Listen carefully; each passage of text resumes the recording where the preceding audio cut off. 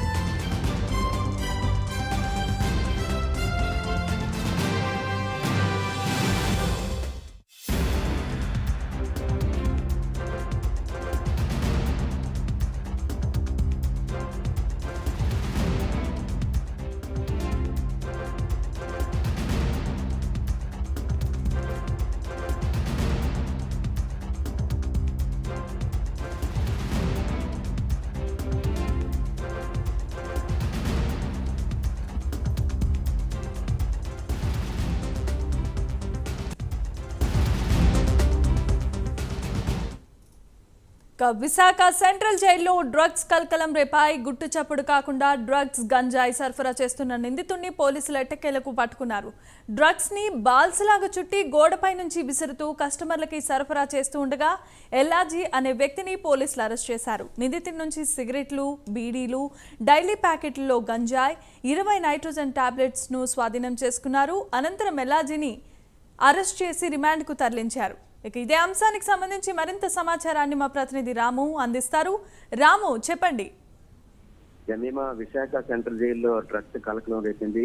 ఇంతకుముందు అదే సెంట్రల్ జైల్లో రేప్ కేసులో అరెస్ట్ అయ్యి శిక్ష అనిపించిన మైలుపల్లి ఎల్లాజీ అనే పాత ఖైదీ అక్కడ తన తోటి పరిచయమైన పాత ఖైదీలకు డ్రగ్స్, మరోవైపు గంజాయి, సిగరెట్లు, మరి నైట్రోజన్ టాబ్లెట్స్ డ్రగ్స్ వాళ్ళకి సప్లై చేస్తుండగా దొరికాడు. ముఖ్యంగా వాళ్ళకి ములాఖత్ పర్మిషన్ తీసుకుని వారిని కలవడానికి జైలు అధికారి పర్మిషన్ తీసుకున్నాడు. ఇదే నేపథ్యంలో ఒక బాల్ గా చుట్టూ అందులో సిగరెట్లు, మరో గంజాయి, నైట్రోజన్ టాబ్లెట్లు అన్ని కూడా ఆ గజాల నుంచి లోన ఖైదీలకు విసుకున్న సమయంలో అక్కడ ఉన్న జైలు వాటర్ చూశాడు. ఇదే నేపథ్యంలో వెంటనే జైలు వాటర్ అనుమానం వచ్చి చూడగా అందులో మొత్తం గంజాయి, సిగరెట్లు, నైట్రోజన్ టాబ్లెట్స్ ఇవన్నీ ఉండడంతో వెంటనే ఆయన సూపరింటెండెంట్ మహేష్ కంప్లైంట్ ఇవ్వడంతో వెంటనే జైలు ఏదైతే విశాఖ సెంట్రల్ జైలు సూపరింటెండెంట్ వెంటనే కూడా వంట అక్కడ ఆదిలాబాద్ పోలీసులకి కంప్లైంట్ ఇవ్వడం జరిగింది. వెంటనే ఎవరైతే పాత ఖైదీ ఉన్నాడో మైలుపల్లి ఆయన ఎవరైతే ఉన్నారో ఎల్లాజీ వెంటనే కూడా అదుపులో తీసుకుని ఆదిలాబాద్ పోలీసులు రిమాండ్కి తరలించారు. అయితే పాత పరిచయం ఉండడం, నెక్స్ట్ వాళ్ళతో వారికి సంబంధించి కూడా కొంతకాలంగా కూడా సప్లై చేసేందుకు సిద్ధంగా ఉన్నాడు. అయితే ఈ రోజు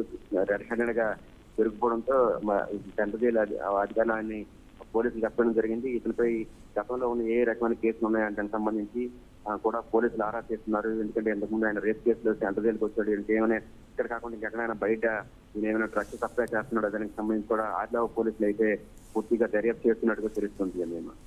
థ్యాంక్ యూ రామ్.